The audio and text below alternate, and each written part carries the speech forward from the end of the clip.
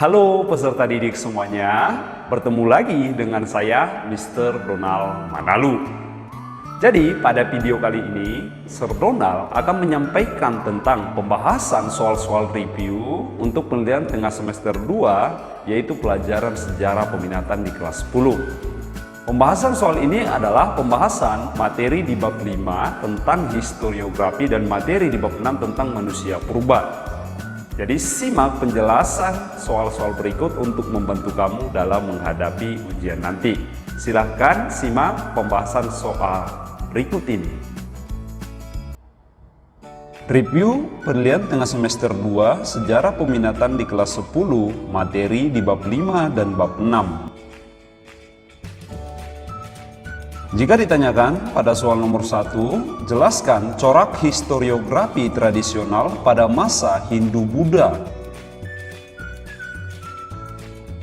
Baik, jadi untuk menjawab pertanyaan ini, historiografi pada Hindu-Buddha merupakan historiografi tradisional.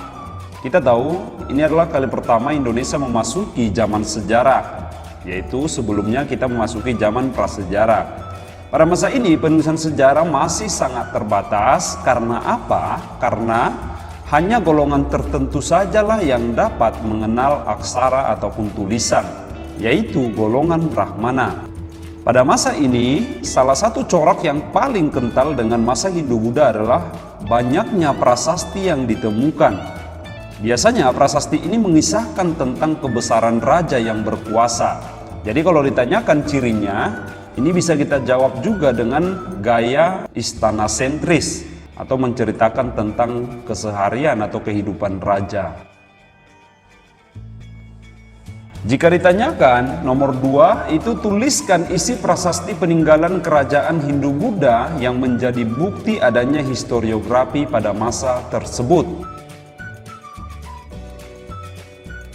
Untuk menjawab pertanyaan ini, sebenarnya ada banyak prasasti yang ditemukan pada masa Hindu-Buddha. Di antaranya beberapa adalah, yang pertama, prasasti Taruma Negara di Jawa Barat.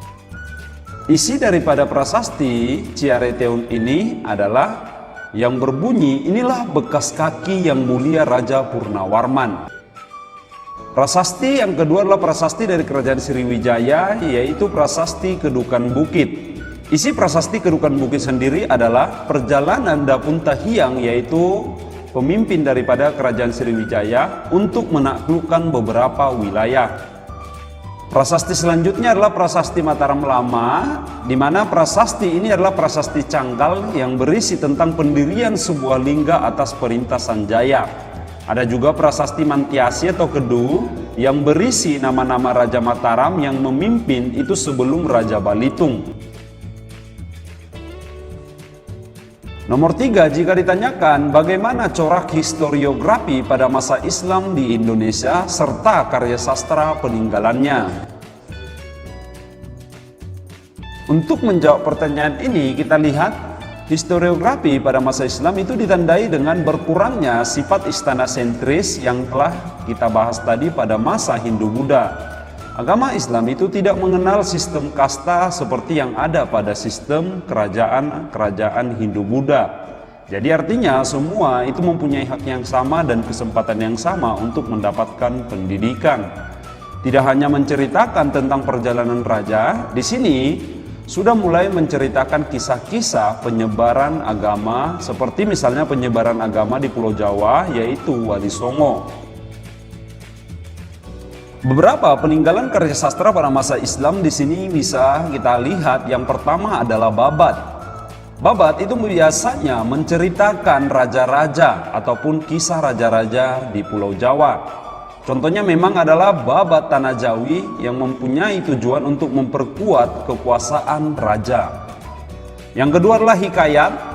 Hikayat ini merupakan karya sastra lama Melayu dalam bentuk prosa yang berisi cerita-cerita, undang-undang, silsilah.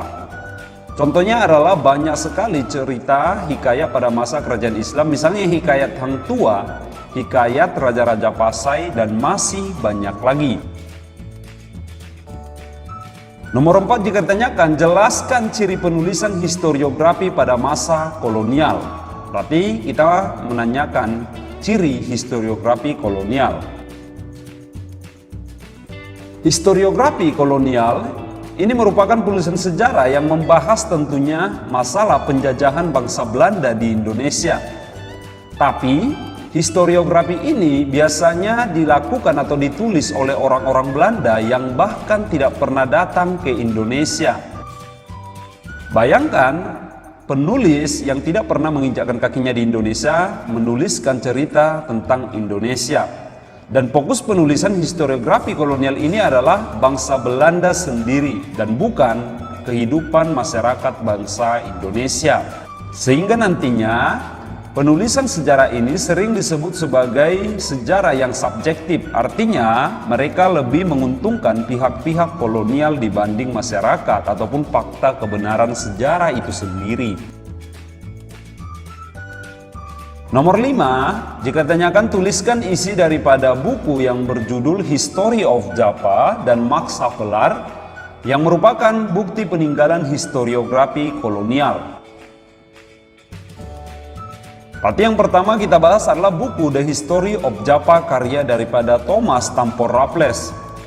Jadi, Gubernur Jenderal Inggris ini pernah menuliskan sebuah buku yang berisikan tentang keadaan penduduk di Pulau Jawa, adat istiadat, keadaan geografi Pulau Jawa, dan berbicara juga di sana bagaimana peninggalan candi-candi Hindu-Buddha di Pulau Jawa itu sendiri.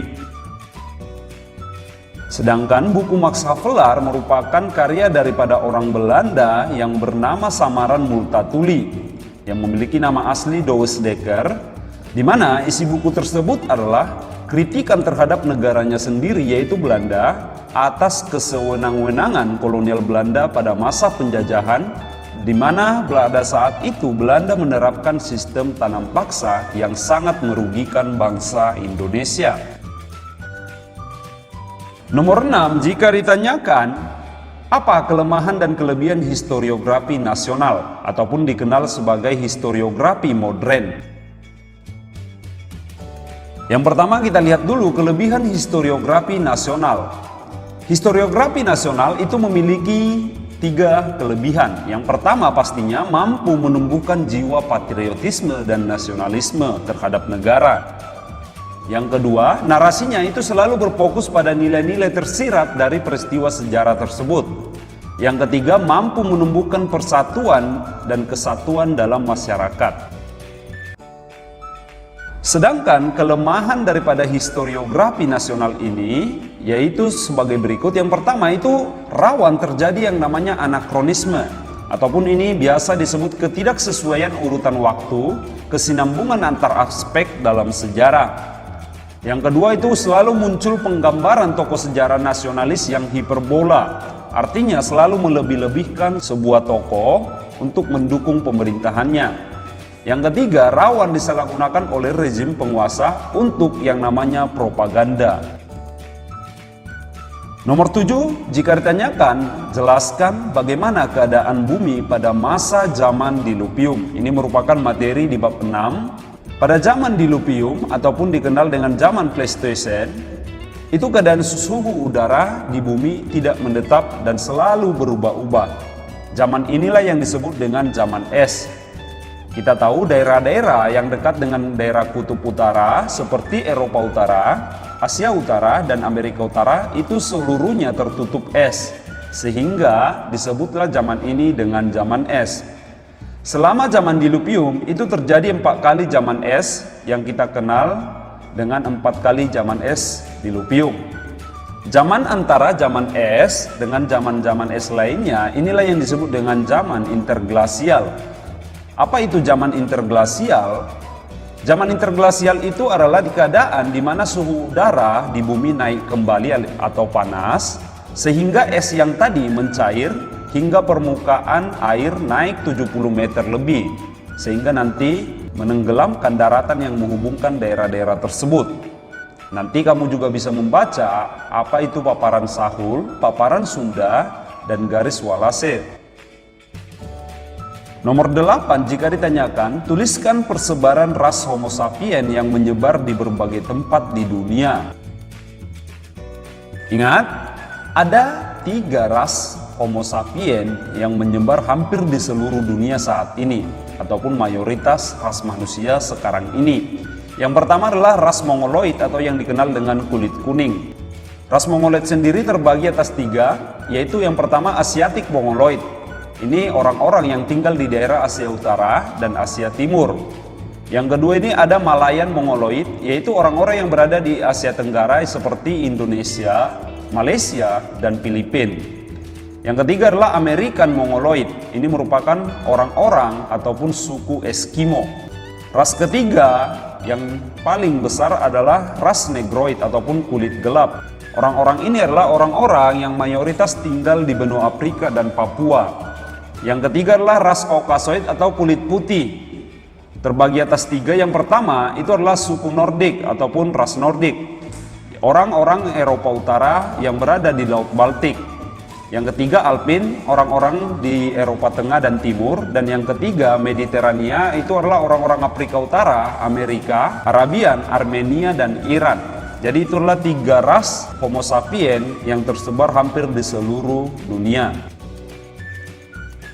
Nomor 9, jika ditanyakan, jelaskan sejarah penemuan manusia purba jenis Meganthropus Paleo-Japanicus di Indonesia. Untuk menjawab ini, jadi jenis manusia purba yang pernah hidup di Indonesia salah satunya adalah Meganthropus Paleo-Japanicus. Jenis manusia purba ini dikenal sebagai jenis manusia paling tua ataupun paling primitif sejauh ini di negara kita. Fosil yang ditemukan untuk membuktikan peninggalan ini adalah fosil berupa rahang bawah dan atas, itu yang ditemukan oleh peneliti yaitu Pond Koningswald di daerah Sangiran. Yang menonjol daripada peninggalan Meganthropus ini adalah rahang yang sangat tegap dan geraham yang sangat besar. Nomor 10, jika ditanyakan, jelaskan itu bagaimana ciri manusia purba jenis Cro-Magnon beserta hasil peninggalannya.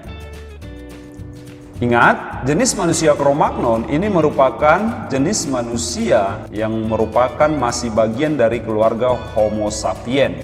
Jenis manusia Cro-Magnon ini ditemukan di Paris dengan ciri-ciri sebagai berikut. Yang pertama, lebih tinggi daripada jenis manusia Homo neanderthalensis. Tengkoraknya itu lebih tipis dan lebih tinggi. Dahinya hampir tegak dan sosoknya lebih mulus dan mulutnya tidak menonjol lagi. Badannya tegak dan tinggi badan, itu laki-laki sekitar 175 cm dan perempuan 161. Berarti hampir sama dengan manusia sekarang ini. Volume otak juga mencapai 1700 cc, sama dengan manusia modern saat ini. Kita lihat keistimewaan daripada jenis manusia Cro-Magnon yang ditemukan di Paris ini adalah manusia Cro-Magnon terampil dalam seni pahat, seni ukir, dan seni lukis. Hal ini ditemukan dengan penemuan yang paling spektakuler, itu adalah lukisan dengan warna-warni cerah merah dan putih di dinding gua Lascaux, Prancis. Lukisan di dinding gua di Prancis itu berupa lukisan hewan seperti hewan bison, rusa, babi, mamut, kuda, banteng, badak, dan masih banyak lagi. Dan ini masih bisa kita temukan setelah berumur ribuan tahun. Nomor 11, jika ditanyakan, tuliskan ciri manusia purba Indonesia, yaitu jenis Homo wajakensis. Homo wajakensis ataupun diartikan sebagai manusia wajak ataupun berasal dari daerah Wajak, itu ditemukan oleh peneliti fosilnya yaitu Van Rietschoten dan E. Du Bois. Ciri-cirinya adalah jenis manusia wajak ini muka datar dan lebar, hidung lebar dan mulut menonjol. Dahinya agak miring dan juga mukanya lebih terkesan seperti ras Mongoloid. Karena apa? Sangat datar dan pipinya ini menonjol ke samping. Nomor 12, jika ditanyakan, jelaskan yang dimaksud dengan hipotesis out of Africa dan multiregional evolution model. Ini berbicara tentang asal-usul manusia. Untuk menjawab ini, untuk menjelaskan masalah asal-usul manusia, para peneliti mengungkapkan 2 hipotesis. Hipotesis pertama adalah hipotesis out of Africa. Itu dikemukakan oleh peneliti Stringer dan Brouwer. Mereka berpendapat bahwa manusia itu pertama kali berasal dari benua hitam ataupun Afrika. Ilmuwan banyak mendukung penelitian ini karena keakuratan daripada hasil genetik yaitu mtDNA, jadi lebih akurat.